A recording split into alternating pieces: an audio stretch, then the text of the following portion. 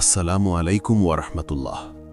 প্রিয় ভাই, কখনো কখনো মনে হয় আমি একা, আমি আর পারব না। গুনাহের বোঝা অন্তরকে ভারাক্রান্ত করে, হতাশা মনকে অন্ধকারে ঢেকে দেয়, বিশ্বাসের পথ যেন দূর থেকে অচেনা মনে হয়। কিন্তু হে আল্লাহ, আপনি সব দেখেন, আমার নীরব কান্না, আমার ভাঙা হৃদয়, আমার চাপা কষ্ট, সব কিছু আপনার নজরে আছে। হে রব, আমার ভুল ক্ষমা করুন, আমার অন্তরকে আলোকিত করুন, আমার বিশ্বাসকে শক্ত করুন, আমার হতাশা, দুশ্চিন্তা ও ক্লান্তি দূর করুন। আমার চোখের অশ্রুতে ধৈর্য, সাহস ও শক্তি দিন।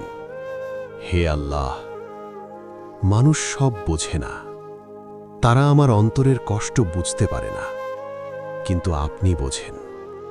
আপনি জানেন কখন আমি ভেঙে পড়ছি, কখন দৃঢ় থাকার অভিনয় করছি।